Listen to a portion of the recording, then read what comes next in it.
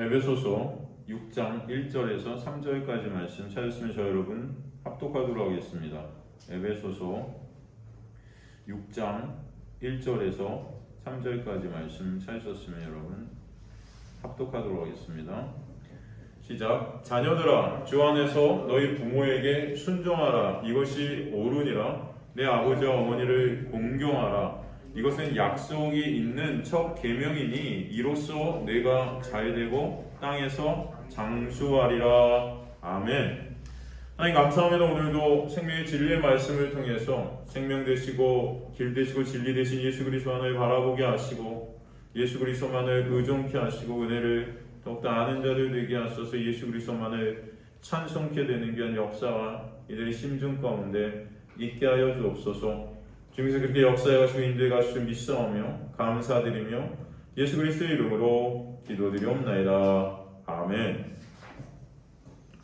우리 저번 시간까지 이제 결혼, 부부 이런 관계들을 통해서 복음을 우리에게 설명해 주시는 이 놀라운 은혜의 복음을 에베소 5장 말미를 통해서 우리가 보게 되었죠. 오늘은 이제 자녀와 부모의 관계를 통해서 또 지금 사도 바울이 성령의 감동으로 말미암아 우리에게 주시려는 말씀이 있음을 알게 됩니다. 이 보면은 지금 오늘 본문 6장 1절에서 3절의 그 내용이 무엇일까요? 이 문자 그대로 부모에게 순종하고 아버지 어머니 그 부모에게 공경하고 하면은 이로써 내가 이 땅에서 잘되고 장수한다. 그냥 이 문자 그대로 보면은 부모한테 공경하고 순종하면은 이 땅에서 어떻게 해요? 잘되고 장수한다. 그러니까 우리는 열심히 부모한테 순종하고 공경하자. 그래서 이렇게 끝낼 수 있어요. 그죠? 그냥 문자 그대로 보면. 과연 그런 말씀일까요, 여러분? 그럼 한 가지 묻겠습니다. 진짜 부모에게 순종하고 공경한 사람들은 다 장수했나요? 네?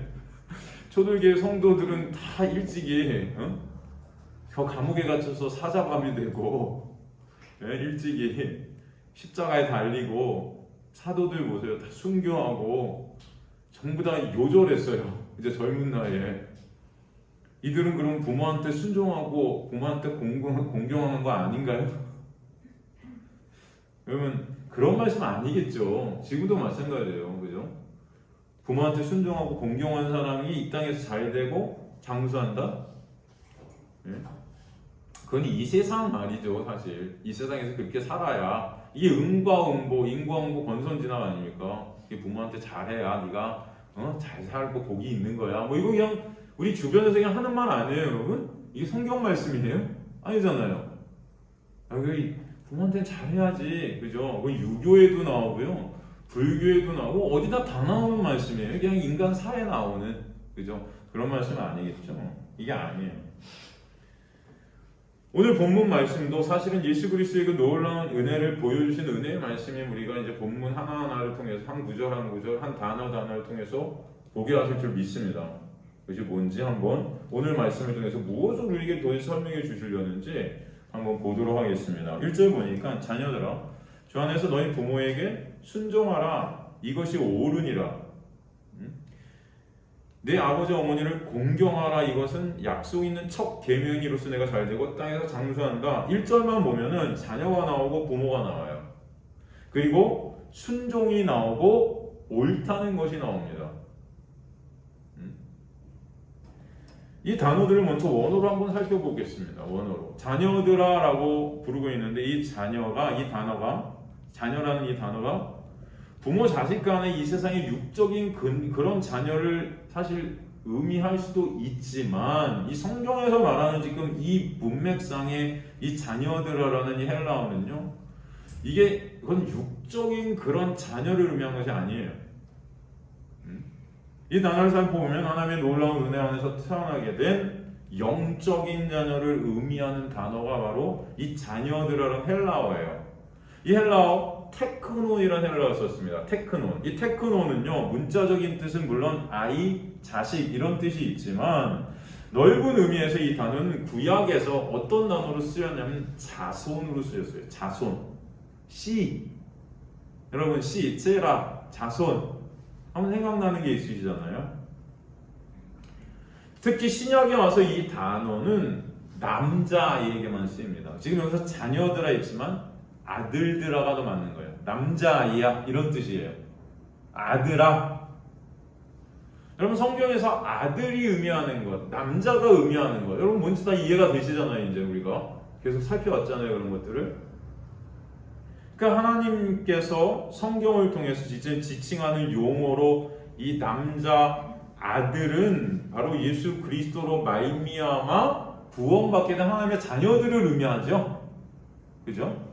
에베소서 1장 5절을 보면 예수 그리스도로 말미암아 자기의 아들들이 되게 하셨으니, 딸들은 안 나와요. 그냥 이거는 여러분 딸 아들이 아니고 상징하는 것입니다. 하나님의 자녀를 아들로 상징하는 거예요. 남자 안에 속한 자. 이해가 되시죠? 그 남자들인 거예요. 창세전 택하신 하나님의 백성을 뜻하는 것입니다. 로마서 8장 19절도 보면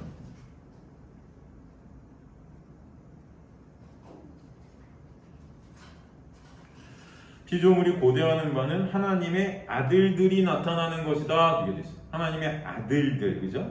히브리서 2장 10절도 보면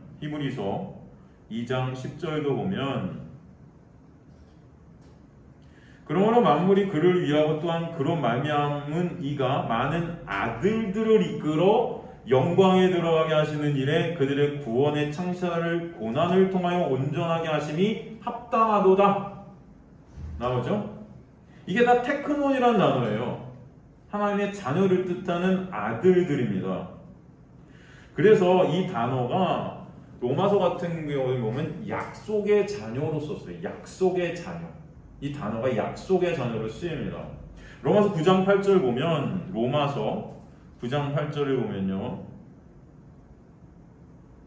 곧 육신의 자녀가 하나님의 자녀가 아니요 오직 약속의 자녀가 씨로 여기심을 받았느니라. 여기서 씨가 뭐냐면 자손이에요. 하나님의 자손 아들들이에요. 이걸 테크논이라고 한다고요. 그러니까 여기서 자녀들이라는 것은 누구를 말하는가? 하나님의 놀라운 은혜 안에 태어난 자들인 거죠. 이해가 되십니까, 여러분? 그렇다면 우리가 먼저 알아야 될 것이, 그럼 어떻게 우리가 하나님의 아들들이 되나요? 어떻게? 요한복음 1장 12절 13절 보면은 어떻게 되죠? 요한복음 1장 12절 13절 여러분 다 외우시는 말씀일 수도 있는데, 1장 12절 13절 영접하는 자고 그 이름을 믿는 자들이 하나님의 자녀 아들들이 되는 권세를 주셨는데, 이게 인간의 어떤 뜻, 혈통, 어떤 인간의 어떤 것, 육정, 사람의 뜻으로 난 것이 아니고 하나님께로부터 난 자다. 이게 어떻게 되는 거예요? 오직 하나님의 뜻으로, 하나님의 은혜로 되는 것이다 라고 설명해 주시는 거죠. 거듭남이라는 게, 하나님의 자녀됨이라는 게. 요한일서 3장 1절도 보면 보라, 아버지께서 어떠한 사람을 우리에게 베푸사 하나님의 자녀라 일컬음을 받게 하셨는가? 우리가 그러하도다. 그러므로 세상이 우리를 알지 못하면 그를 알지 못함이라. 로마서 8장 14절에서 16절도 보면, 로마서 8장 14절에서 16절도 보면, 무릇 하나님의 영으로 인도함을 받는 사람은 곧 하나님의 아들이라.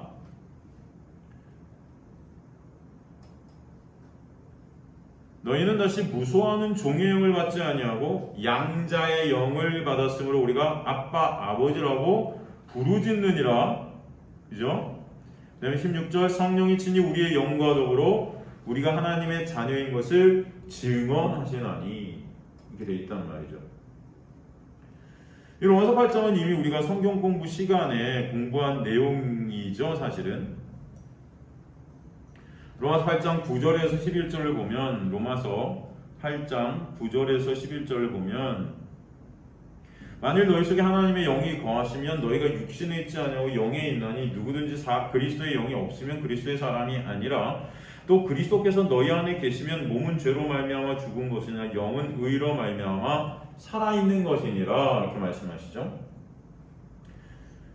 그러니까 11절에 예수를 죽은 자 가운데 살리신 이의 영이 너희 안에 거하시면 그리스도 예수를 죽은 자 가운데 살리신 이가 너희 안에 거하시는 그의 영으로 말미암아 너희 죽을 몸도 살리시리라 이렇게 돼 있어요. 그죠?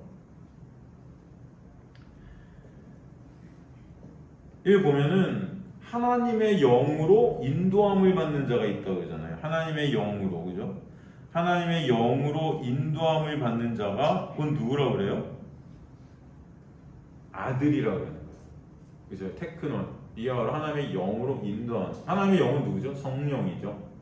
여기서 보면 로마 8장 앞부분 또 계속 나오는 내용이 뭐냐면은 육과 영의 어떤 대조거든요. 육신대로, 영으로 계속 이런 말이 나와요. 육신대로라는 것은 율법을 말하는 거죠. 이게 율법, 그 다음에 영으로 나온 하나님의 은혜를 설명하는 거예요. 그러니까 결국은 이게 구체적으로 율법과 은혜를 대조하고 있는 것입니다.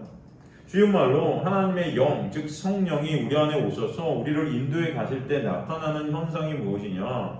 바로 말씀을 육으로 보는 자들이 아니라 영으로 보는 자들이 된다는 거예요. 말씀을 즉 예수 그리스도의 영, 성령, 그죠? 성령께서 우리 안에 오실 때 예수 그리스도를 증거하시잖아요. 그 말씀을 통해 우리는 예수 그리스도를 보게 되는 그 인도함을 받게 되는 자들이 있게 되는데 그들이 바로 하나님의 영의 인도하심 아래서 하나님의 자녀들이 되는 창세전에 하나님께서 택하신 자녀들이다 설명하시는 것입니다. 로마서 8장 14절 다시 한번 가볼까요? 로마서 8장 14절 보면요.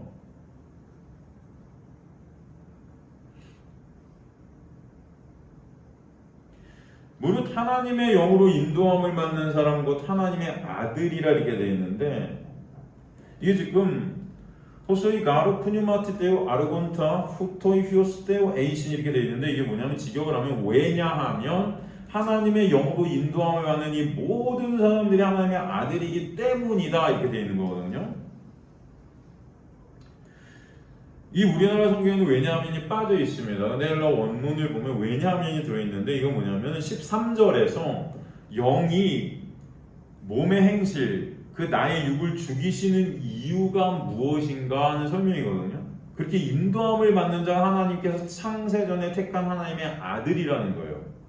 그 하나님의 아들들은 하나님의 은혜가 반드시 이끌어 가신다, 인도해 가신다.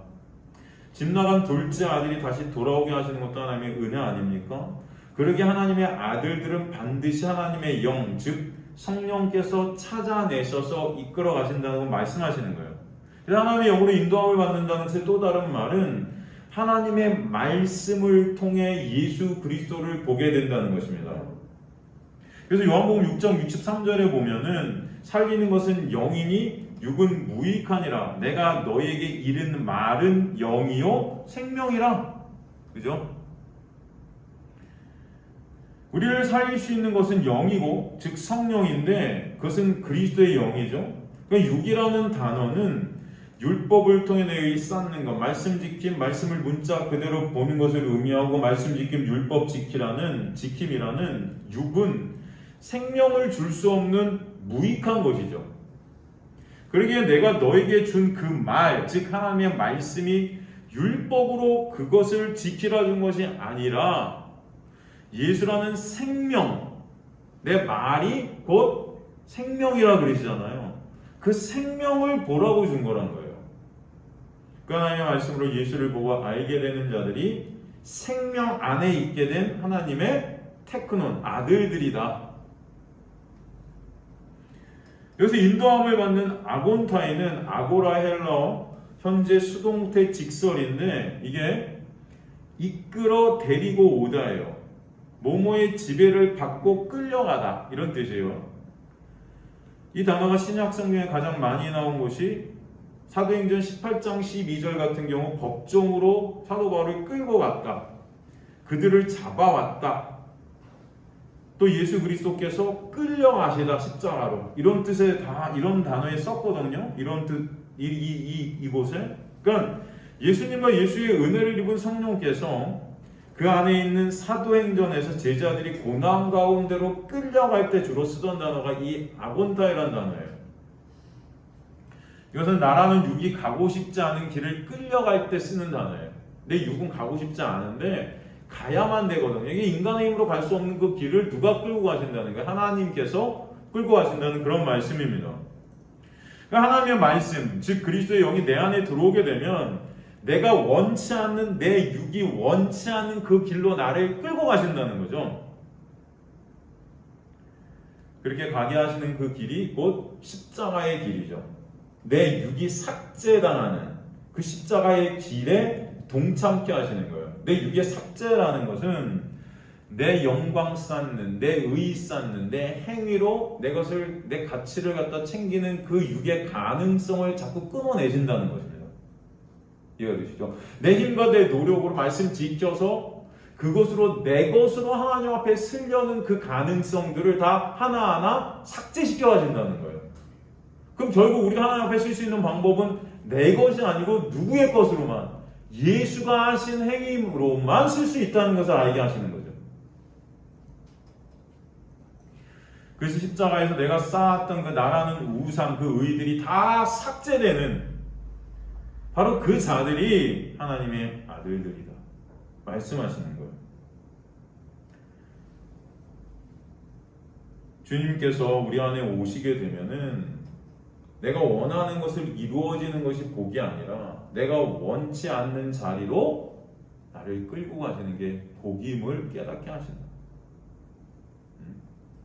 그러니까 예수 믿으니까 내 마음대로 다 되게 해주시는 거가 죽음이고, 예수 믿었더니 예수가 내 안에 찾아오셨더니 은혜를 입었는데 내가 원치 않는 길로 나를 띠띠워서 끌고 가셔서 나의 육의 가능성과 내 육의 가치를 다 몰살시키시고 예수 그리스도만 가능성이 되게 하시고 예수 그리스도만 가치가 되게 하신 것, 이게 바로 영의 인도함을 받는 자들이다 설명해 주시는 것입니다.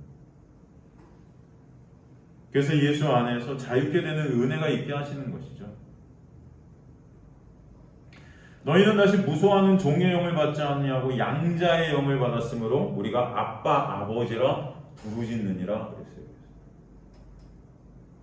이 직역을 하면은 왜냐하면이 또 빠졌는데, 왜냐하면 너희가 게다가 팔려가서 나아가서 두려워하는 종의 영을 받지 않았기 때문에 오히려 너희는 양자의 영을 받았기 때문에 그분 안에서 우리가 아빠하고 크게 소리를 지를 수 있다라고 해석이 돼요. 이게 뭐냐면 14절의 내용을 다시 한번 입증하는 것입니다. 성도들이 어떻게 하나님의 아들들이 되었나? 바로 양자의 영을 받았기 때문이다. 두려워하는 종의 영을 받지 않았기 때문이에요. 여기서 두 가지 영이 나오죠. 종의 영과 아들의 영. 아까 요한복음 6장 63절에 보면은 살리는 것은 영이니 육은 무익하니라. 내가 너희에게 이른 말은 영이요 생명이라 그랬단 말이죠. 그죠? 그래서 살리는 것이 영인데 내가 이른 말이 그 살리는 영 생명이라는 거예요. 그 말씀이. 그러니까 말씀을 예수 그리스도의 말, 예수 그리스도로 볼 때 이게 진짜 생명이 된다는 것이죠. 율법으로 보는 게 죽음이고. 그래서 이 종의 영이라는 것이 바로 율법, 말씀을 문자 그대로 보고 지켜서 내 의 쌓는 거예요. 그리고 아들의 영이라는 것은 이 말씀을 진리로, 예수로 보고 예수의 놀라운 은혜와 사랑을 알게 되는 것입니다. 같은 말씀인데 어떤 이들은 이것을 종의 영으로 보고 어떤 이들은 이것을 아들의 영으로 본다. 이해가 되십니까, 여러분? 어떤 이들은 오늘 본문의 말씀도 그래 부모한테 순종하고 부모 공경해서 이 땅에서 잘 살고 오래 살아야지 그렇게 가는 사람들이 있고, 어떤 이들은 이 말씀을 보면서 예수 그리스도의 은혜와 사랑을 본다는 거예요. 아, 우리가 자녀가 되었네. 먼저 우리를 자녀라고 부르시는 게 어떻게 되었는가? 바로 하나님께서 우리를 영으로 인도해 가셨기 때문이구나. 양자의 영을 받았기 때문이구나. 그 은혜가 너무나 감사하네. 그 은혜로 말씀을 본다는 거죠. 이해가 되십니까, 여러분? 여기서 종의 영, 푸뉴마 늘레이아스는 늘레이아, 속박, 예속, 노예 상태를 의미해요. 이 종의 영이라는 것은 짐을 지우는 말이에요. 속박하게 만드는 말이란 뜻이 이 종의 영이에요. 뭐예요? 말씀을 지켜 그러잖아요, 우리가. 말씀에 순종해, 이게 뭐예요? 율법의 짐을 지우는 거예요. 이걸 종의 영이라 그래요. 종의 멍에를 율법이라 그러는 거죠. 양자의 영, 푸뉴마 휘오데시아스는 양자, 휘오데시아, 아들로 삼다거든요. 아들로 삼다. 이거는 아들로 완성시키는 말이란 뜻이에요. 양자의 영이라는 의미가 뭐다? 아들로 완성시킨 말이란 뜻입니다. 말씀을 통해 예수 그리스도의 십자가의 은혜를 보는 자들이 아들로 완성되지 않습니까, 여러분? 주님이 뭐라 하시나? 나중에 너의 그 말로 너가 심판받는다 하시죠? 그 말의 의미는 우리 안에 어떤 말을 담고 있는가? 이 율법이라는 말을 담고 있는가? 은혜라는 말을 담고 있는가? 우리 안에 이 말씀을 율법으로 보는가? 은혜로 보는가? 이 차이인 거예요. 우리가 종이 되는, 두려워하게 되는, 무서워하게 되는 그 말씀을 받은 자들이 아니다. 그 의미는 그것을 율법으로 받으면 다 그렇게 된다는 거예요. 다 무서워, 두려워, 떨게 된다는 것입니다. 정죄.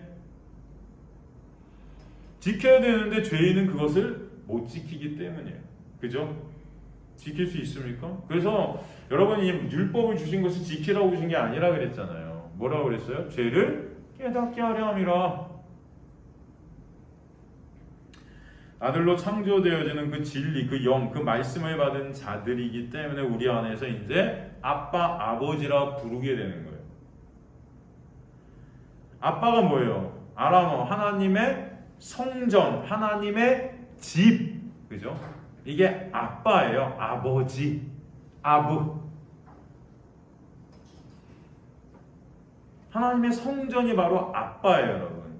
그 성전 안에서 내가 성전이 되는 것이 아들이 되는 것이기 때문에 아버지가 하나님이신 것입니다. 이해가 되십니까, 이게?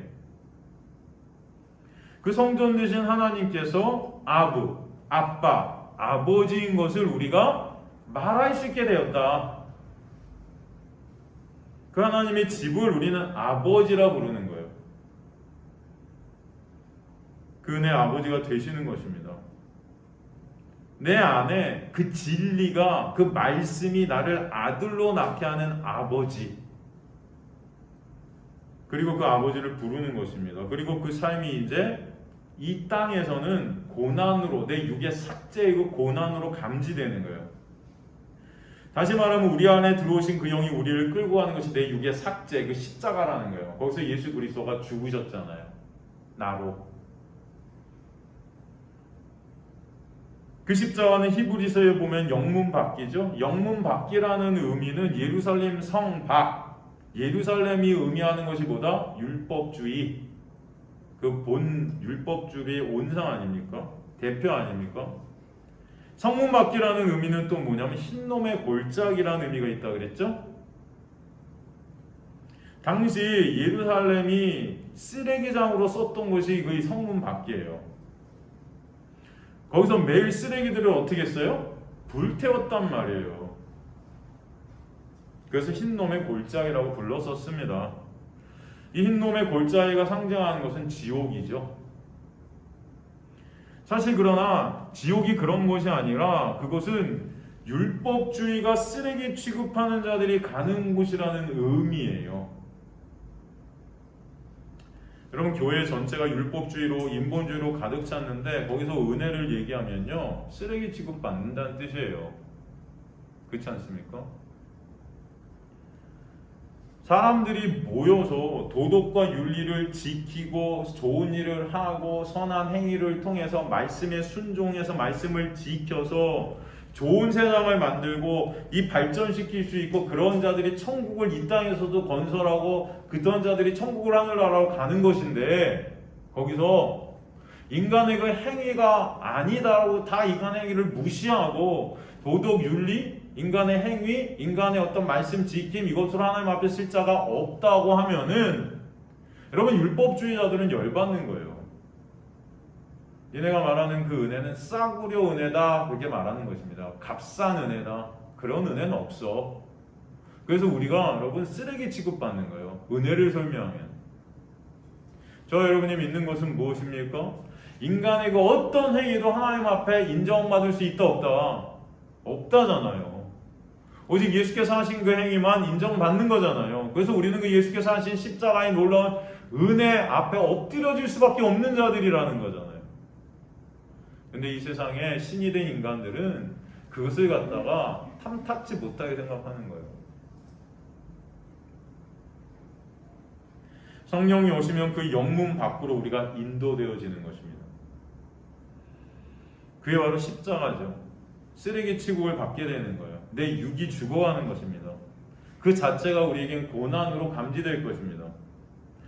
그런데 그때 그렇게 세상 밖으로 나오게 되는 것이 은혜구나를 알게 되고 그 은혜로 감사하게 되는 것이 하나님의 때를 사는 자들인 거예요. 그래서 하나님의 때를 사는 이 크로노스의 시간 속에 카이로스의 때를 사는 자들이 바로 그리스도인이 되는 것입니다.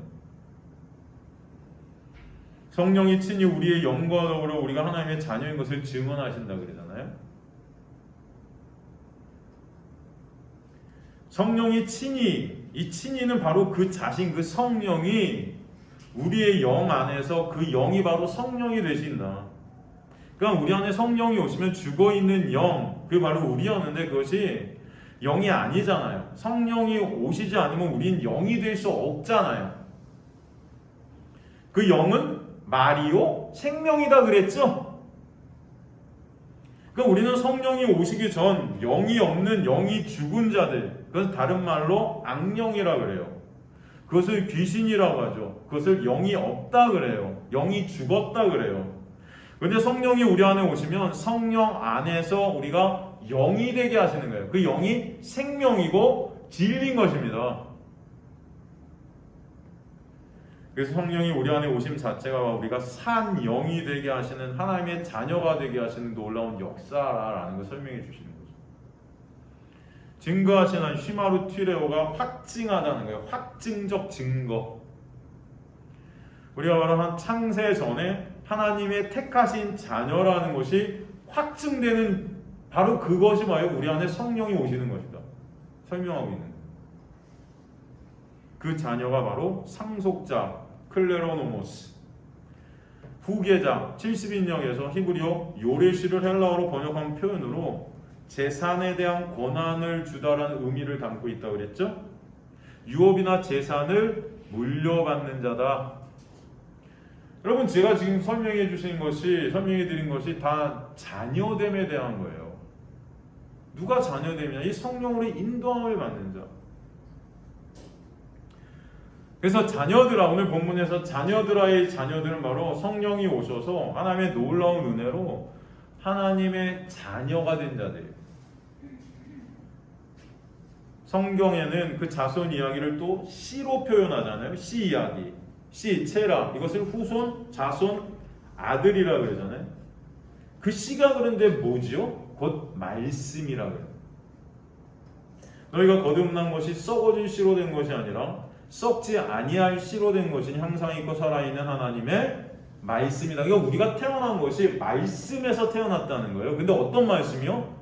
썩지 아니하는 살아있고 항상 있는 말씀. 말씀이 두 가지 말씀이 나요. 썩어질 말씀이 있고 썩지 아니할 말씀이 있다. 썩어질 말씀, 썩어질 씨 뭐예요 이게? 율법. 썩지 아니할 씨 바로 뭐예요? 예수 그리스도 생명. 그 생명의 말씀으로 태어난 자들이 누구예요? 바로 거듭난 우리예요. 아들들. 그럼 그 말씀이 부모겠죠? 그럼 우리에게 양자의 영이 오시면 말씀으로 자손 후손이신 예수를 보는 자들, 바로 놀라운 은혜를 아는 자들이 되는 거예요. 그래서 요한일서 1장 1절을 보면 그 말씀을 그래서 듣고 눈으로 보고 자세히 보고 손으로 만졌다 그러죠. 그 말씀이 누구예요? 부모이신 예수 그리스도 아버지, 아부, 참 성전. 그 성전 안에서 우리가 성전되는 거잖아요. 그래서 성경은 육의 아들과 약속의 아들을 갖다 창세기부터 계속해서 얘기해 주는 겁니다. 우리에게. 육의 아들은 종의 영이라고 그러고요. 약속의 아들을 양자의 영이라고 그랬어요. 종의 영은 조금 아까도 설명드렸지만 뭐라고요? 율법. 양자의 영은 예수 그리스도 그 은혜. 율법 아래에 있는 자들, 육체가 생산해내는 아들들을 육의 아들, 종의 영이라고 그러고요. 약속에 의해 나아지는 아들들을 바로 양자의 영, 은혜의 아들, 예수 그리스도로 낳게 되는 아들. 다 이게 우리가 여태까지 공부한 내용들이죠, 여러분. 다 이해되시죠? 하지만 복습하고 있습니다. 복습은 또 중요한 거 아니겠습니까, 여러분? 갈라디아서 4장 21절에 31절 보면 갈라디아서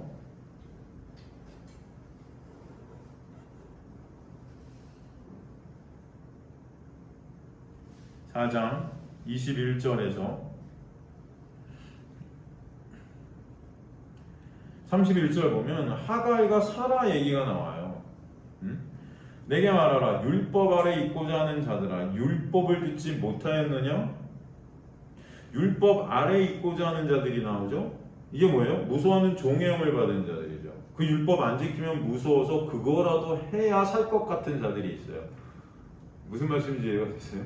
교회 안에 보면은 율법 안 지키면 무서워서 하나님께서 치실 것 같으니까 그거라도 지켜드려야 살 것 같은 그런 자들이 뭐예요? 바로 이게 율법 아래 있고자 하는 자들이에요. 율법을 통해서 내 의, 내 가치, 내 영광, 내 유익을 챙기려는 자들. 그게 뭐예요? 무겁고 수고한 짐을 지고 가는 자들이죠. 22절 보면 기록된 바 아브라함에게 두 아들이 있으니 하나는 여종에게서 하나는 자유 있는 여자에게서 났다 하였으며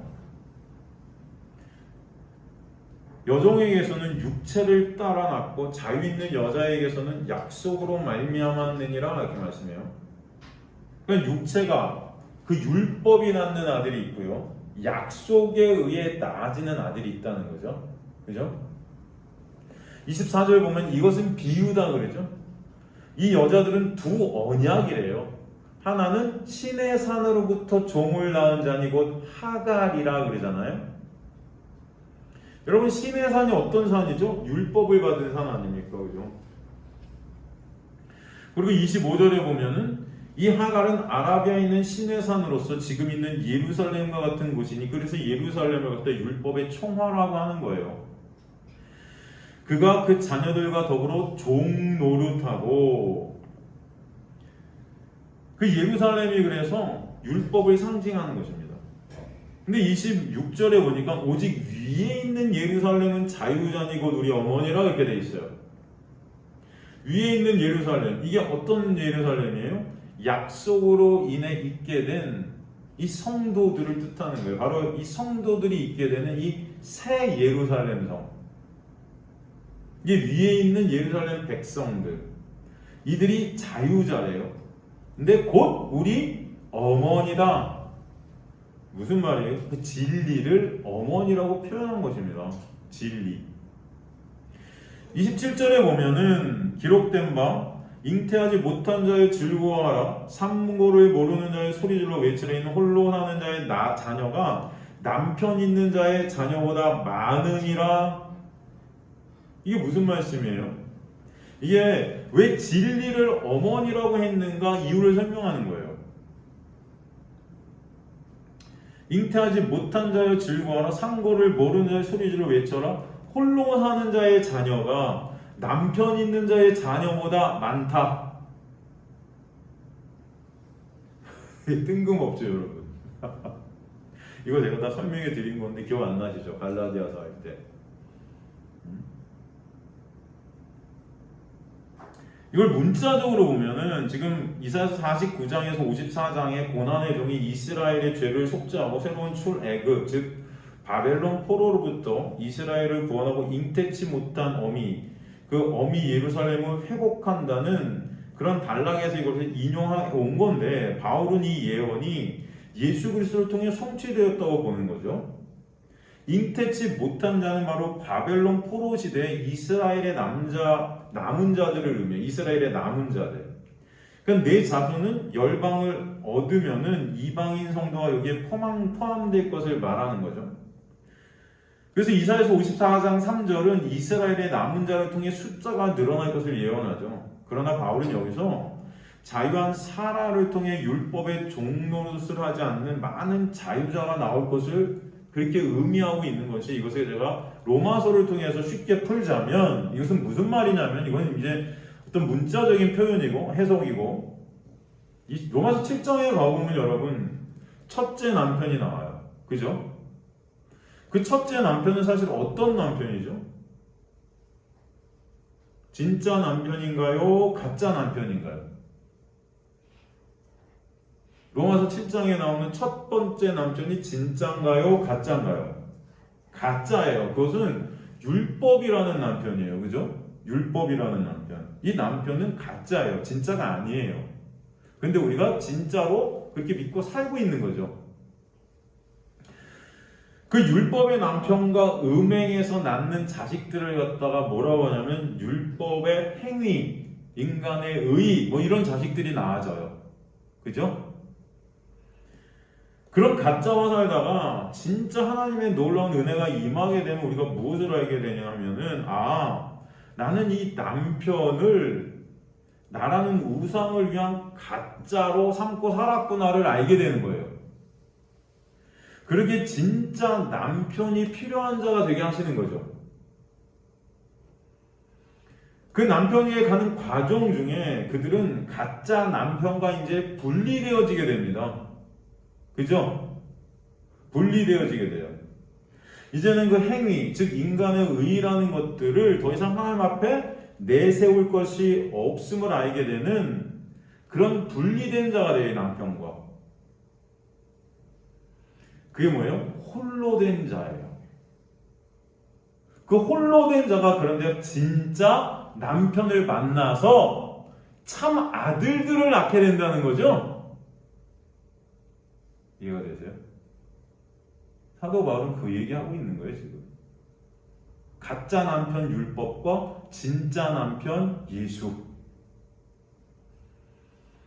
그래서 28절 보면은 갈라디아서 4장 28절, 형제들아 너희는 이삭과 같이 약속의 자녀라. 다시 약속의 자녀가 나오는 거예요. 그러나 그때 육체에 따라 난 자가 성령을 따라 난 자를 박해한 것 같이 이대도 그러하도다. 그러니까 은혜를 증거하는 인간의 행위가 부정되어지는 율법주의자들은 그것은 값싼 은혜, 즉 은혜가 아니다, 그거 이단이야, 그런 거는 없어 하고 은혜를 핍박한다고요.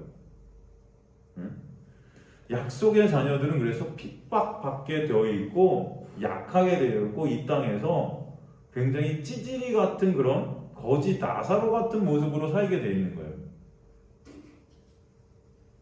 왜냐하면 인간의 행위라는 것은 힘을 낳게 되어 있습니다. 이 땅에서 말이에요, 여러분. 이 땅에서. 하늘이 아니고. 이 땅에서 인간의 행위들은 결국 힘을 쌓게 만들고 그 쌓은 힘으로 결국 나의 권력, 나의 힘을 추구해서 그것으로 남을 정죄하고 비판하고 억누르려 해요. 그게 다 신이 된 인간들의 본성, 죄성이에요.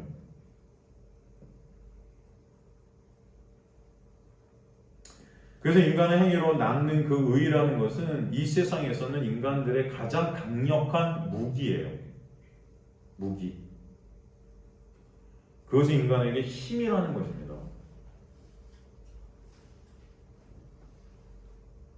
30절, 31절 보면 그러나 성경이 무엇을 말하느냐? 여종과 그 아들을 내쫓으라. 여종의 아들이 자유 있는 여자의 아들과 더러 유업을 얻지 못하리라 하였느니라. 그런즉 형제들아 우리는 여종의 자녀가 아니요 자유 있는 여자의 자녀니라. 두 어머니가 존재하죠. 하나는 율법의 어머니, 이게 신의 산이죠. 그리고 하나는 하늘에 있는 새 예루살렘인 자유자라고 하는 은혜의 어머니, 이 진리죠. 이 둘 다 아들을 낳는 거예요. 이 둘을 갖다 성경은 두 언약이라고 그러는데 구약과 신약이라고 그러는 거죠. 어떤 사람들은 그런데 그런 말을 해요. 쉬운 예로 구약은 이상해. 하나님은 사랑이라고 그러고 하나님 은혜라고 그러는데 구약을 보면 하나님이 사랑 같지가 않아. 그래서 구약은 읽지 말자 그런 사람들이 있어요. 신약만 보면 돼 그런 사람들이 있어요. 이 구약은 잘못 적혀진 책이라는 거예요. 이상하다는 거예요. 말이 안 된다는 거예요. 아니 성경책인데 무슨 이상한 무슨 간음 얘기부터 이런 얘기들이 다 나와. 이건 경전이 아니야. 아주 더러운 책 같아. 이런 말하는 사람들도 있어요. 신약만 읽어라. 여러분 이게 맞는 말일까요? 아니죠. 구약과 신약의 개념이 뭐죠, 여러분? 구약과 신약 두 언약을 주신 이유가 뭐죠? 여러분 성경을 율법으로 문자 그대로 읽게 되면 성경 전체가 구약이에요, 여러분. 이해가 되죠? 이게 죽이는 율법이라고요. 신약도 마찬가지. 이것을 문자적으로 보면 이건 다 구약입니다. 그걸 아셔야 돼요, 여러분. 그 구약인 성경을 통해 진정 우리가 봐야 될 예수라는 진리를 알게 될 때 그 아들이 되게 되면 그것을 새 언약, 신약이라고 하는 거예요. 이해가 되십니까? 그러므로 구약 없는 신약은 없어요. 또 신약으로 끝나지 않는 구약은 그냥 죽음입니다. 이해가 되십니까? 여러분이 잘 보셔야 돼요. 많은 목사들이 설교를 구약을 갖고 하는데 대부분 구약에서 끝나요. 그렇다면 그것은 그냥 죽음입니다. 그건 율법이에요. 그거 지키면 복 받고 못 지키면 벌 받는데 인간들은 그거 못 지킨다니까요. 그럼 죽음이죠. 그럼 못 지키는 인간들의 모습을 보라고 준 게 구약이에요. 그죠? 그걸 통해 우리는 신약으로 반드시 가야 생명입니다. 그게 누구예요? 예수예요. 새 언약의 본체. 그래서 구약은 반드시 있어야 하고 반드시 구약을 통해 우리는 신약으로 끝나야 완성입니다. 그래서 하갈이라는 그 율법의 어머니를 통해 낳은 이스라엘이 있어야 이삭을 알 수 있는 거예요, 여러분. 그게 약속의 아들이구나를 우리가 깨닫게 하시는 거죠. 그래서 하나님께서는 그 이스마엘과 하갈을 갖다 보호하시는 거예요. 왜 얘네들을 왜 하나님 보호하실까? 그 율법의 종이라고 그러는데, 구약인데. 그러나 결국은 끝에 가갖고는 쫓겨나는 거죠. 하지만 장치라고요. 여러분 하나님의 택한 백성들이 진짜 하나님의 은혜를 알게 하시는 장치라고요. 이 세상의 율법의 세상인 것이. 이 세상이 율법화된 것이. 율법 아래 우리를 가두셨다 그래요. 가두셨다는 그 이유가 뭐다? 로마서 11장 보면 하나님의 긍휼을 알게 하시려고. 신약이 뭔지를 보게 하시려고. 구약에 가두신 거예요. 가인과 아벨 이야기도 마찬가지죠. 아벨을 죽인 가인을 갖다 하나님께서 죽이지 못하게 만든단 말이에요. 왜? 약속의 자손 셋을 보게 하시기 위함이에요. 여러분 아래 것으로 이 아래 것, 율법의 세상 속에 있는 이 아래 것으로 위의 것을 보게 되는 것이 은혜예요. 그래서 율법과 이 율법에 갇힌 세상을 통해 죄라는 것을 통해 하나님의 은혜를 보게 되는 자들이 바로 하나님의 자녀들이고 아들들이라는 것입니다.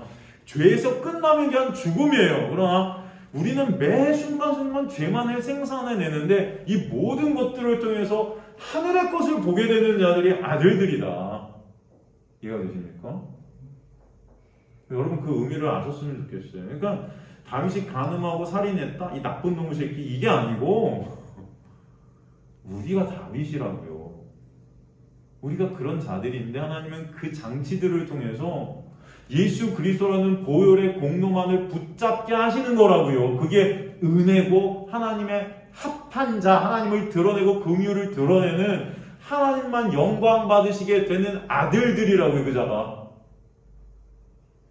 그러니까 성경을 그냥 도덕 윤리책으로 보시면 안 돼요, 여러분. 그러면 성경보다 훨씬 더 설명을 잘해놓은 도덕 윤리책들이 많아요.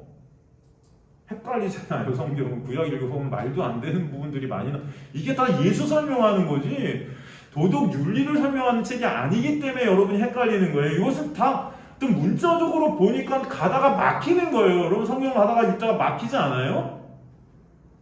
그러니까 통독하다가도 어떤 말이 나오면 그냥 모르면 넘어가. 그냥 넘어가 끝까지만 읽으면 야 나 그래도 통독했어. 통독을 갖다 100번 했어. 하면 뭐 하는데요 도대체? 하면 그거에서 뭐 하려고요 여러분? 통독 100번 한 게 왜 자랑입니까? 그거에서 뭐예요? 그러니까 제가 예전에 어디서 들었는데 그 소르본의 종교학 박사를 받은 어떤 스님이 성경을 갖다가 창세기부터 요한계시록까지 100번 이상을 읽었대요 자기는. 근데 그분이 그런 말을 하죠. 나는 성경을 보면 볼수록 이게 안 믿어지더래. 말이 안 된다. 보면 볼수록 이걸 한번 이해해 보려고 100번을 읽은 거예요. 당연히 안 되죠. 문자적으로 보니까 이게 다 예수 얘기인데 그것을 도덕윤리로 풀다 보니까 안 되는 거예요 여러분. 말이 안 되죠. 어디선 이래랬다 어디선 저러랬다 갑자기 무슨 선한 행위를 하랬다 갑자기 무슨 뭐 가늠한 여인도 죄가 아니다. 아니 뭐야 이게 도대체. 구약에 보면 더 웃긴 얘기들 많이 나와요. 그죠? 다 이게 뭐예요? 예수 보라고 주신 거예요. 예수를 보지 못하고 문자 그대로 율법 안에 갇혀서 율법만 바라보고 있으니 죽음이죠. 이해가 안 돼요.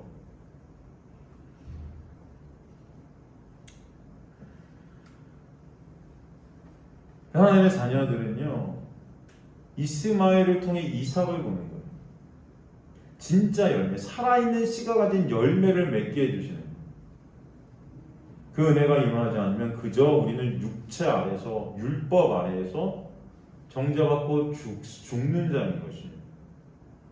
그렇게 율법으로 내가 죽어야 될 썩어질 씨임을 알게 되는 것이 나라는 육의 부인이고 죽음인 거예요. 그 죽음을 통과해서 부활에 이르게 되는 그 과정을 겪게 되는 자들이 하나님의 은혜에 의해서 인도되어지는 테크논, 하나님의 자녀들인 것입니다. 그렇게 우리를 하나님의 아들들이 되게 하는 것은 그래서 진리이신 말씀이에요. 그 진리이신 말씀이 곧 우리의 뭐다? 부모예요. 그 말씀이 우리를 그래서 어떻게 한다? 낳는다 표현하는 것입니다. 썩지 아니하여 항상 있고 살아있는 그 말씀이 우리를 낳는다 표현한 거예요. 오늘 본문에 보면 자녀들아 부모한테 순종해라. 그 부모가 바로 말씀입니다. 말씀. 그 말씀이 홍과 및 골수와 관절을 쪼개서 우리를 죽이고 예수 안에서 부활케 되는 놀라운 거듭남이 있게 되는 부모예요. 오늘 본문에서 그렇게 자녀들은 부모인 말씀을 주 안에서 순종해야 되는 자들이 되는 건데 이 순종이라는 단어가 율법으로 그것을 문자 의도로 지켜서 내 의 쌓는 것을 순종이라고 하는 게 아니라 그것이 불순종이고 오히려 이 순종은 뭐예요? 다 우리는 불순종할 수밖에 없는 자들인데 이런 자들에게 주님의 은혜가 덮치게 돼서 주 안에서 그 주님의 은혜 안에서 예수와 함께 내가 죽고 예수의 놀라운 은혜로 부활케 되는 그 놀라운 은혜가 아니면 안 되는 그 육의 죽음, 자기 부인의 자리 그것 때문에 예수만을 바라보게 되는 것 그것이 바로 순종이라는 것을 우리에게 설명해 주시는 겁니다. 그것을 갖다 디카리오스네 의라 하는 거예요. 그래서 본문에서 뭐라고 그러죠? 자녀들아 뭐라고 그러죠? 부모한테 순종하라. 이것이 옳으니라. 의다 이게 의. 순종하라의 헬라어 휘파코에테는 휘파코어의 2인칭 복수 능동태연적 명령어로 이 동사의 뜻이 그냥 순종이 아니에요. 이 동사의 뜻이 뭐냐면은 듣다, 경청하다, 귀를 기울이다, 그리고 응답하고 영접하게 되어지다. 이해가 되십니까 여러분? 그러니까 부모인 말씀을 주 안에서 예수 그리스도 안에서 예수 그리스도로 듣고 경청하게 될 때 그 예수 그리스도를 영접하게 되는 놀라운 은혜가 있게 되는 그것이 오르니라 디카이오스 의다. 이건 복음 얘기하는 거죠. 그냥 우리 육적 부모를 순종하고 그러는 게 아니에요, 여러분. 예수 그리스도의 은혜가 아니면 저는 없습니다는 그 응답이 있게 하셔서 예수만을 영접하게 되는 은혜가 의이고 이것이 바로 말씀이 낳는 하나님의 자녀야 라고 설명하는 거예요, 지금 사도 바울이. 그것이 부모인 말씀에 뭐 하는 거다? 순종하는 거다. 어렵나요? 안 어려우시죠, 여러분? 이해가 되시죠? 어려우세요? 사도는 지금 그 부모 자식의 그 그림을 통해서 우리가 말씀을 통해 예수를 보게 되고 말씀을 통해 예수를 듣게 되고 영접게 되는 것이 의이고 그것이 말씀 순종임을 그리고 그 자체가 하나님의 은혜임을 설명하는 거예요. 그리고 2절에서 뭐라고 그래요? 내 아버지와 어머니를 공경하라. 이것이 약속 있는 첫 계명이니 이로써 내가 잘되고 장성하리라. 여러분 이 말씀을 사도가 어디서 인용했습니까? 이게 어디 나오는 말씀이죠? 네? 10계명이잖아요. 출애굽기 20장 12절 내 부모를 공경하라. 그리하면 내 하나님 여호와가 내게 준 땅에서 내 생명이 길리라. 이거 그대로 쓴 거예요. 먼저 출애굽기에 나오는 이 명령을 제가 히브리 원어로 다 살폈습니다, 여러분. 한번 나눠보죠, 같이. 여기서 내 부모라고 번역했지만 히브리 원어는 부모라고 번역 안 해놨고 히브리 원어는 아부, 엠 이렇게 써서 아부는 아버지, 엠은 어머니예요. 아버지와 어머니가 따로따로 나와요. 아까도 말했죠. 그 아버지는 뭐라 그랬죠? 성전을 의미했다 해서 아부, 그죠? 엠, 어머니는 자유자니까 어머니가 진리다 그랬잖아요. 말씀 안에서 진리를 보는 자들. 그 말씀이신 성전을 갖다가 진리로 풀어주신 하나님의 놀라운 은혜. 그 부모가 말씀이라고 그랬잖아요. 그 말씀 부모를 공경하라가 원어로 카바드예요. 카바드. 이건 뭐냐면 영화롭다. 영광을 올려드리다. 영광스럽다. 그 말씀이신 예수 그리스도를 공경하라. 예수 그리스도의 영광을 위해 존재하는 자들이 우리다라는 거죠. 이 단어는 성경 안에서 하나님의 영광이라는 그 영광의 단어의 어원입니다. 그러니까 다른 말로 말씀이신 그 아버지, 그 하나님께 영광을 올려드리는 자들이 돼야지 그런 뜻이에요, 이게.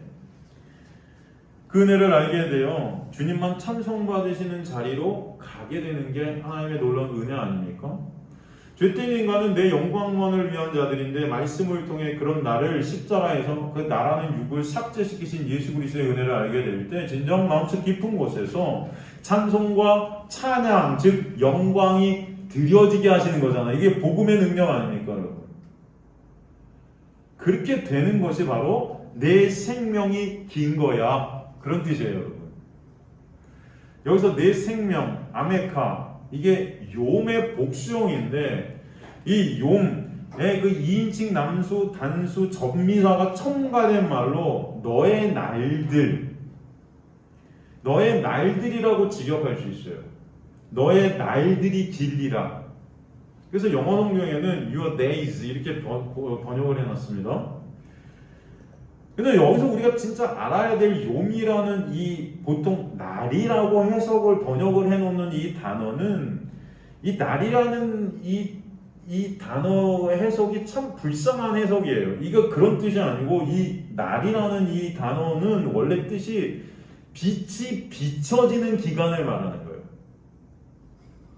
이해가 되십니까?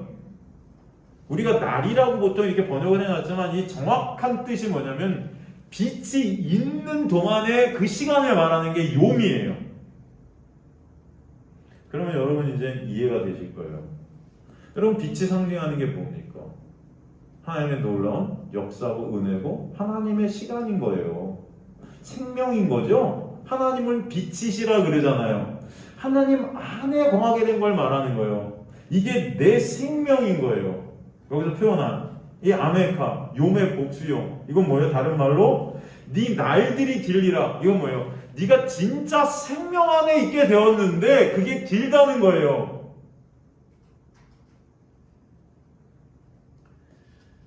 영생을 뜻하는 것입니다. 영생. 여기서 길리라 아라크의 사형평 능동 미완료 동사인데 이게 아라리쿤으로 쓰였어요. 이 아라크라는 동사 어미에 눈이라는 강조가 첨가돼서 이걸 강조하는데 여기서는 길리라 이렇게 번역되어 있지만 이 동사가 쓰인 것을 보면 한없이 긴 거예요. 영원히 긴 거예요, 여러분. 이해가 되십니까? 대대로 그 땅을 기업으로 받는다는 의미로 쓰였어요. 대대로. 어떤 땅? 하나님의 땅. 그러니까 부모 말씀 잘 듣고 부모 공경하면 오랫동안 병 안 걸리고 잘 먹고 잘 살고 장수할 거야 그런 뜻이 아니고 진정하신 그 부모 말씀이신 그 하나님으로 난 자들은 그 하나님께만 영광을 올리게 되어 있는데 그것이 뭐다? 영생이고 그것이 생명이고 그것이 빛 안에 거하는 자인 거야 라고 설명하는 거예요. 이런 자리로 우리 스스로가 할 수 없으니까 계명을 딱 주고 니네 이렇게 지켰는데 우리가 할 수 없잖아요. 이거 우리가 못 되잖아요. 이런 자들이 안 되잖아요. 그러니까 예수 통해서 이 자리로 우리를 가게 하시는 것이 바로 하나님의 놀라운 은혜죠. 이해가 되시죠? 그래서 그 생명 안에 있게 된 그 날들이 끊어지지 않는다는 거예요. 여기서 이 출애굽기 본문에서 내 부모를 공경하라 그리하면 내 하나님 여호와가 내게 준 땅에서 이렇게 돼 있단 말이에요. 내게 준 땅이 구체적으로 여기서 지금 이 본문에서 문자 그대로 볼 때 어떤 땅이죠? 이게 가나안 땅이에요.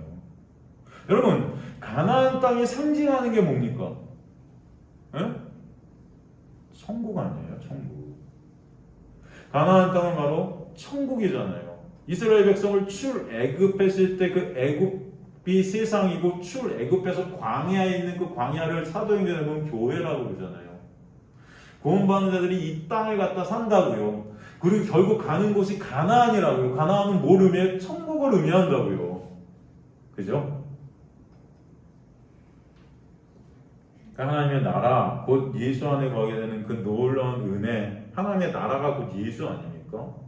예수께서 우리 안에 거하시게 되는 그 역사, 아까도 이제 말씀드렸지만 양자의 영을 받게 되는 것, 영이 우리를 인도해 가는 것, 그 놀라운 은혜. 그러니까 말씀이라는 부모, 이게 최고의 가치가 되게 하시는 거예요. 말씀을 통해 예수 그리스도의 생명 안에 거하게 되는 그 은혜 가운데 주님만 영광 받으시는 역사가 있게 되는 것이 참 생명이고 참 영생임을 설명해 주시는 것입니다. 그것을 누가 이루셨어요? 우리가? 아니요. 십자가에서 예수 그리스도가 이루신 거죠. 그죠? 예수 그리스도께서 그리고 생명 없는 우리에게 그것을 거저 주셔서 생명 있게 해 주신 것. 그게 바로 테크논 자녀들이에요. 그래서 사실 십계명 전체는 누굴 보라고 주신 것입니까? 예수 보라고 주신 거잖아요. 그죠? 그거 지킬 수 없는 우리를 대표해서 그 계명의 대표로 십자가에 드려지신 그 계명을 다 완성시키신 예수의 그 은혜를 알라고 주신 거가 십계명이죠. 다시 오늘 본문 에베소서로 가면 내 아버지와 어머니를 공경하라 해서 공경하라, 최고의 가치가 되게 하라. 부모, 내 아버지와 어머니, 말씀이죠. 이것이 약속이 있다는 약속 안에서 n이 쓰였어요. 있는 n. 그 하나님의 약속 안에서 첫 계명이다 그러는데 이게 첫 계명이 아니잖아요, 여러분. 이게 다섯째 계명이란 말이에요. 근데 왜 첫 계명이라 하냐면 이게 프로테라는 헬라어는 이게 뭐냐면 순서를 얘기하는 것이 아니고 가장 중요한 거야 라고 설명해 주시는 거예요. 모든 계명은 여기 있는 거야 라는 뜻이에요. 그러니까 이 말씀은 하나님의 은혜는 바로 이것을 위함이라는 것입니다. 진정한 부모이신 하나님께 영광을 올려드리는 것, 그것이 하나님이 우리를 만드신 목적이야 라고 설명해 주시는 거 이해가 되십니까?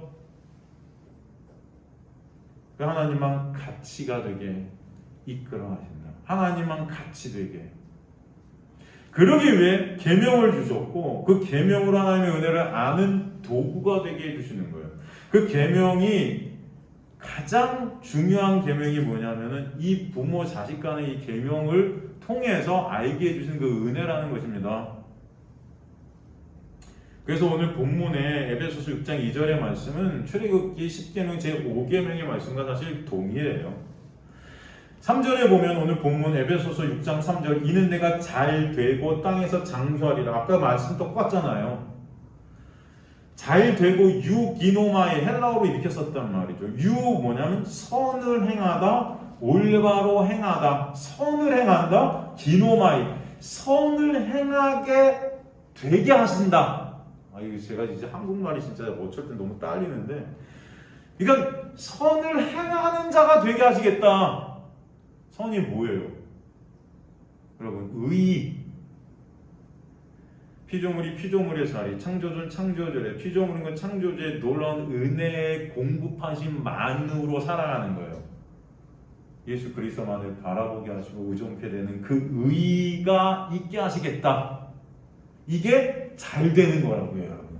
이해가 되십니까? 이게 진짜 잘 되는 거라고요, 땅에서. 그게 뭐예요? 하나님만 영광 받으시게 되는 자리, 그게 선인 거예요. 그 예수 그리스도의 놀라운 은혜로 말미암아 우리가 예수 그리스도만 찬송하는 자리, 그것이 바로 이 땅에서 장수하는 거야. 그것이 참 생명이라는 뜻이죠. 이 땅, 그 가나안이라는 하나님의 나라에서 장수, 계속 영원히 참 생명 안에 거하게 하시겠다. 여러분, 나온 김에 10계명을 갖다 조금 더 보충 설명해 드리면, 여러분, 성경을 어떤 책이라고 합니까? 언약의 책이라고 하잖아요. 언약. 하나님의 약속의 책이라고 그러죠. 그래서 성경은 구약과 신약으로 되어 있어요. 10분만 더 하고 마치도록 하겠습니다. 어차피 다음 시간에 더 좀 해야 될 것 같아요. 언약을 히브리어로 뭐라 그래요? 사바라 그래요. 사바. 우리나라 말로 사바사바 한다, 그게 아니고. 왜 은혜스럽네. 사바사바 하는 게 언약이네, 여러분. 그죠? 언약을 사바라 그래요. 이 단어 안에는 그런데 재밌는 뜻이 들어 있습니다. 사바라는 언약은요, 어떤 뜻이 들어있냐면은 7번을 말씀하신다. 뭐다? 7번을 말씀하신다라는 의미가 들어있어요, 여기. 언약 안에. 7언. 그래서 여러분, 창세기에 하나님의 창조의 말씀이 시작이 되는데 며칠 동안 시작이 되는 거예요? 며칠 동안 창조를 일으키시죠? 7일. 7번 말씀하시죠.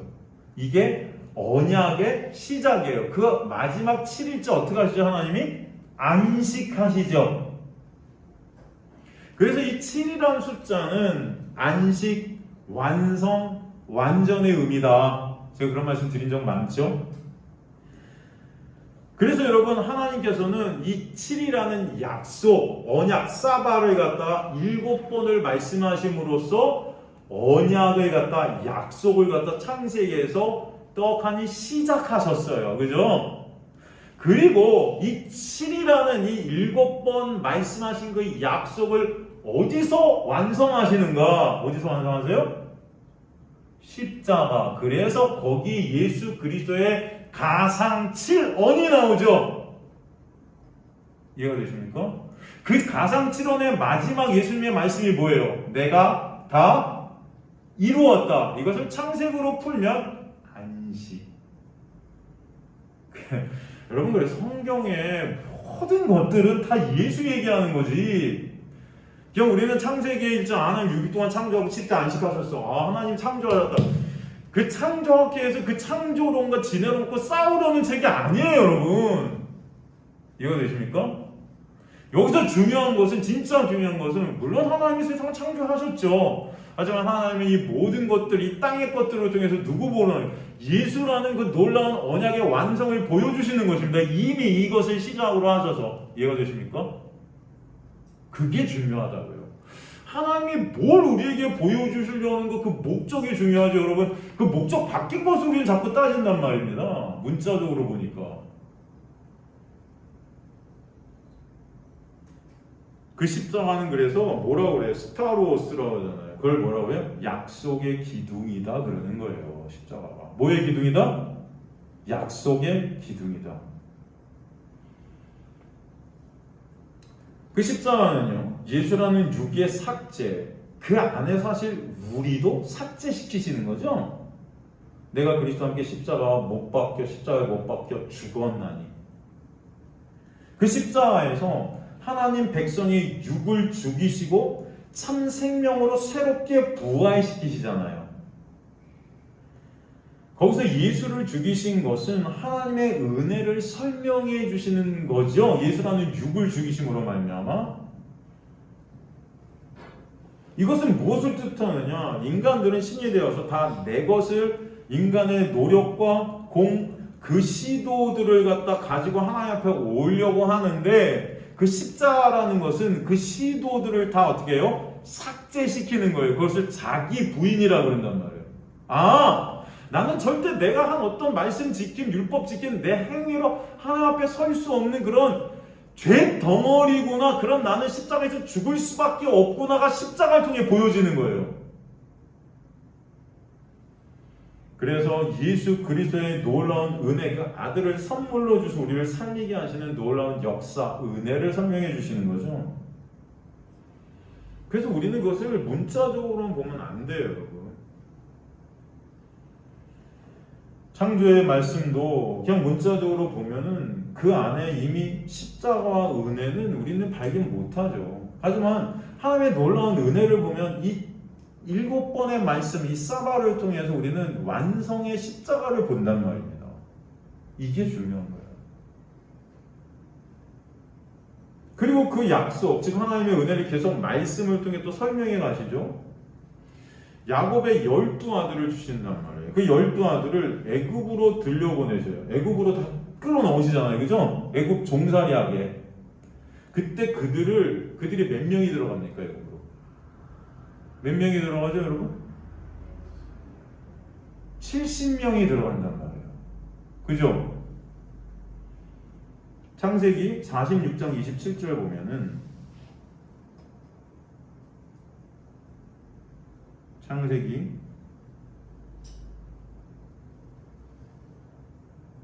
46장 27절인가요? 애굽에서 요셉이 낳은 아들은 2명이니 야곱의 집사람으로 애굽에 이른 자가 모두 70명이었더라. 정확히 나오죠? 이 70명의 70을 히브리어로 쉬부임이라고 하는데 이게 쉐바예요. 7. 이 7인 단어는 아까 언약, 사바의 7과 같은 뜻입니다. 같은 말이에요, 사실. 7. 이 7은 곧 뭐라고 그랬어요? 언약, 그 은혜를 설명하는 단어라고 그랬죠, 여러분? 그 은혜를 설명하기 위해서 하나님은 야곱의 12아들을 정해놓고 그 12를 70으로 애굽으로 들어가게 했다는 거예요.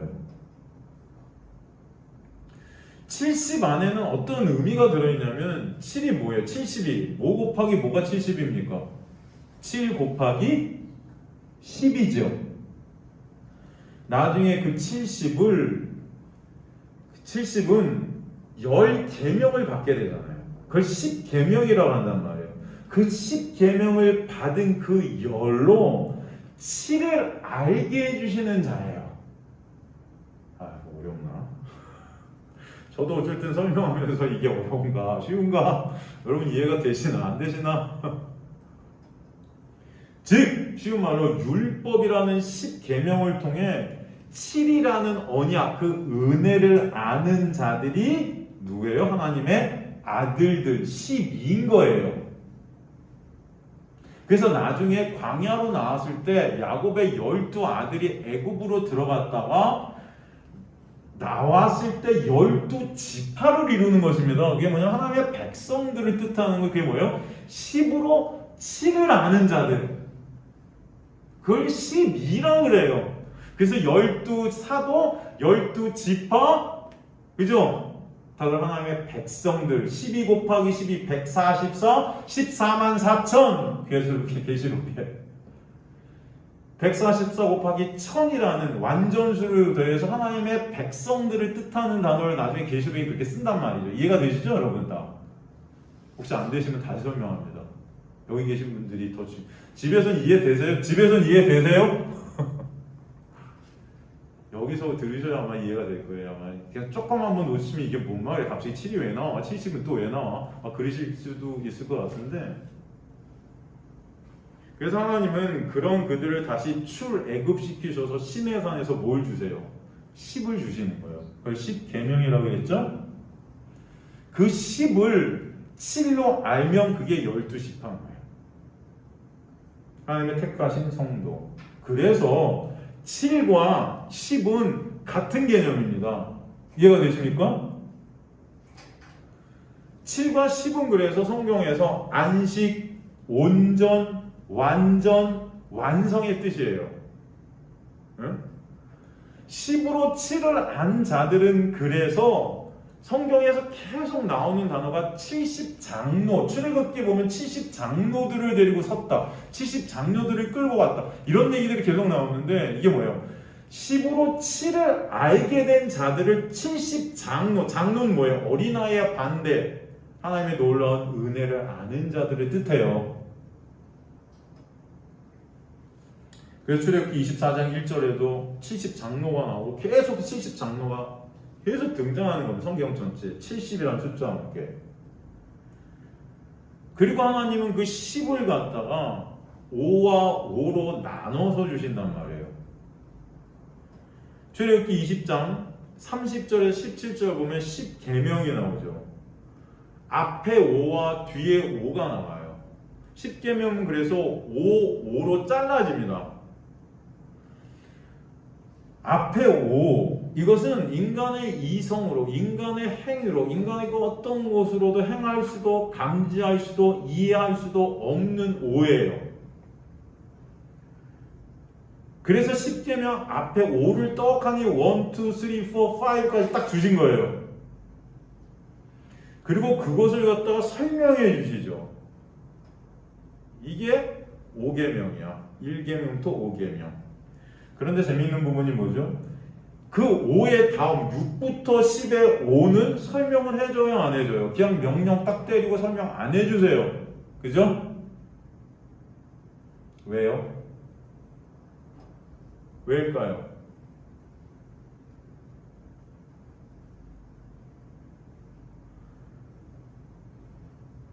앞에 5는 구약을 뜻하고 뒤에 5는 신약을 뜻해요. 앞에 5의 때, 그 율법의 때에는 뒤에 5가 이루어질 때가 아니라는 것입니다. 그래서 예수께서 오셔서, 이 땅에 오셔서 성전에서 산상수훈을 통해서 10계명의 뒤 5계명을 갖다가 다시 풀어주신 거예요. 그래서 뒤에 5라는 그 5계명은 신약에서 이루어지는 거예요. 신약에서. 인간이 행할 수 없는 그 앞에 그 5를 먼저 구약에서 주시고 그것을 할 수 없는 인간의 실존을 보게 해주시는 거죠. 그래야 그들이 뒤에 5를 은혜로 받기 때문입니다. 앞에 5는 사실 새 언약 대신 예수의 은혜를 모르면 인간이 다 우상 숭배가 될 수밖에 없는 것들이 앞에 5예요, 여러분. 나라는 그 신이 된 인간이 절대 예수의 은혜가 아니고서는 할 수 없는 것이 10계명의 그 앞에 5계명이에요. 나 외에 다른 신을 섬기지 말라. 주의 이름을 망령되이 부르지 말라. 여러분 쫙 나오잖아요. 그 5번째 오늘 본문.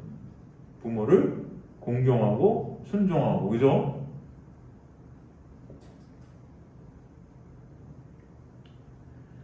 다 예수로 말씀을 보지 못하면 그저 나라는 우상을 섬기고 저 이걸 문자적으로 하고 나라는 유익을 취하는 그런 말씀들이 앞에 옵니다. 여러분 이것은 인간들이 절대로 이해할 수도 이루지도 못하는 거예요. 다른 신이 누군지도 몰라요. 인간들은 참신이 누군지도 몰라요. 신의 이름을 망령되 여기는 그 신이 뭔지도 몰라요. 하나님의 은혜가 아니면 우리는 참신을 볼 수도 없고 알 수도 없어요. 하나님의 계시가 아니면 알 수 없단 말이에요. 그렇기 때문에 이것을 문자적으로 딱 안식일을 거룩하게 지켜라. 안식일을 거룩하게 지키면 내 유익 쌓는 거 안식일이 그냥 우상이 되는 거죠. 우리가 주일날 진짜 안식일, 주일, 예배 이게 뭔지 배우고 있잖아요. 그런 게 아니란 말이에요 지금. 근데 그것들을 갖다 지킴으로 내 어떤 나라는 신을 영광스럽게 하려는 거잖아요. 다 우상 숭배라고요. 그래서 이 땅에 새 언약의 본체 대신 예수께서 이 땅에 와서 뒤에 오로 앞에 것들을 보게 하시는 거예요. 새롭게. 그래서 구약에 설명 안 하고 신약에서 그것을 풀어주시는 것입니다. 인간의 실존을 보게 하기 위해서 구약에서 설명 안 해주세요. 그런데 예수님은 그 오를 다시 넷으로 쪼개서 설명하시죠. 그 얘기는 다음 시간에 하도록 하겠습니다. 여러분 머리가 지긋지긋하다. 이거 안 하려고 그랬는데 힘드시겠다 생각 들고 할까요? 그래도 다음 시간에 하도록 하겠습니다. 다음 시간에 여러분 산상순 얘기를 조금 하겠습니다. 산상순 얘기. 그래서 이게 갑자기 너무 많이 나가는 것 같아. 에베소서 하다가 갑자기 산상순까지 가면 산상순을 해야 될 것 같은데 처음부터 다시 산상순을 하면 몇 개월 걸릴 것 같은데 에베소서를 갖다 끝까지는 해야죠. 보겠습니다. 제가 한번 일주일 동안 생각해보고 일단 에베소서 끝나고 산상순을 할지 십계명을 할지 근데 사실은 처음부터까지 다 중요한 거예요, 여러분. 다 누구 얘기예요? 제가 다른 사람 얘기하나요? 다 예수 그리스도, 그죠? 그 은혜 얘기하고 있는 거예요, 여러분. 그것만 여러분 붙잡고 계시면 사실 되는 건데 그거 보시라고 제가 설명드리는 거니까 다음 시간에 산상순 얘기 통해서 예수께서 5를 갖다 다시 4로 설명해 가시면서 그 5와 4, 그 짱 얘기를 좀 하면서 그 복음이 뭔지 다시 한번 우리가 나누는 시간이 되도록 하겠습니다. 여러분 고생하셨어요. 집에서도 들으시느라고 고생하는데 제가 말이 딸리는 것 같기도 하고 하지만 여러분 최선을 다해서 이해를 시켜드리려고 하니까 여러분 하나님의 놀라운 은혜가 여러분 이해하게 하실 줄 이렇게 소망합니다.